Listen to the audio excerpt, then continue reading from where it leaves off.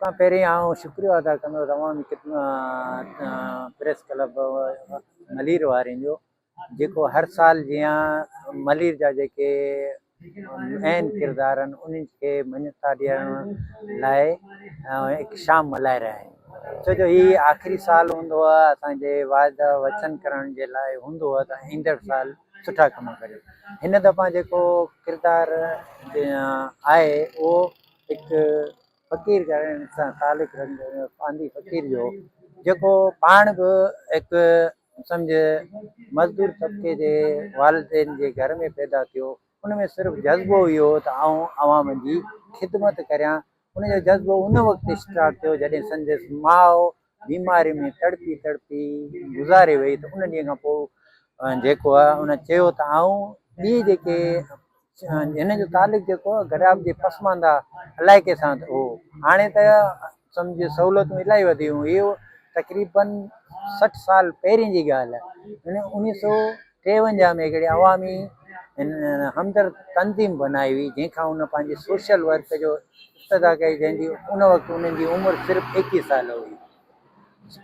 उन दौर में जेको हिन में ज़ात पात वेचा उन्हनि खे हटी करे सिर्फ़ु इंसानियत जी ख़िदमत लाइ उहा बनाई। उन में गैर मुस्लिम हुआ ऐं हर जेके बि कम्यूनिटी हुई सभु उन में हुआ। पोइ अॻियां हली करे 60 में त उहा ख़तमु थी वई। कुझु मसइला थींदा आहिनि उन्हनि करे वरी 83 में हिकु अहिड़े वाक़ियो जनमु वरितो जंहिंखे हिन जे सम्झ पूरा लिंग कंडारजी विया। त उन खां पुठियां हिन जेको सभ खां पहिरीं जेकी आहे नियाणियुनि जी तइलीम खे ॾियारण लाइ पंहिंजो कोशिशि कई। तो पूरे मलीर कोस्तान में हिन तक़रीबन 100 मदरसा क़ाइमु कया। उन में सिर्फ़ु दीनी तालीम उन में अवलियत उनजो हूंदी हुई त नियाणी खे तइलीम ॾिनी वञे। उन खां सवाइ उन पंहिंजी अमली जेकी समाजी ख़िदमत में जेको आहे ग़रीबनि जी शादियूं या मुख़्तलिफ़ कैंप अखियुनि जूं चमड़ियुनि जूं नंढनि ॿारनि जी सुनत जूं उहे मुख़्तलिफ़ तक़रीबन कराची ठठो हैदराबाद जे ख़ासि करे जाबलू पट्टी इवन लसपले नूरानी ऐं विंदर ताईं हुयूं। उन जो मक़सदु इहो हो त ग़रीब जेके उन दौर में मवासिलात जो सिस्टम कोन हो। हाणे अल्हम्दुलिल्लाह तरक़ी थी वई आहे, मवासिलात वधी वई आहे।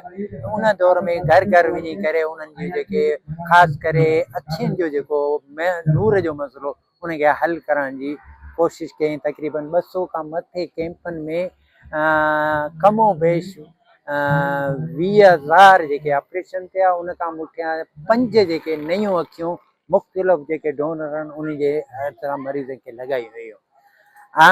मूंखे ॾाढी ख़ुशी थी आहे जो अवामी प्रेस क्लब अहिड़े किरदारनि खे यादि कनि था। अॼु उन्हनि जे यादि में इहा सुनहरी शाम मल्हाए त असां बि इहो कोशिशि करियूं इन्हनि जे नक्शे क़दम ते हलण जी कोशिशि करियूं ऐं जेके आहिनि समाजी ख़िदमत में पेश रही करे ग़रीब माण्हुनि जी ख़िदमत करियूं।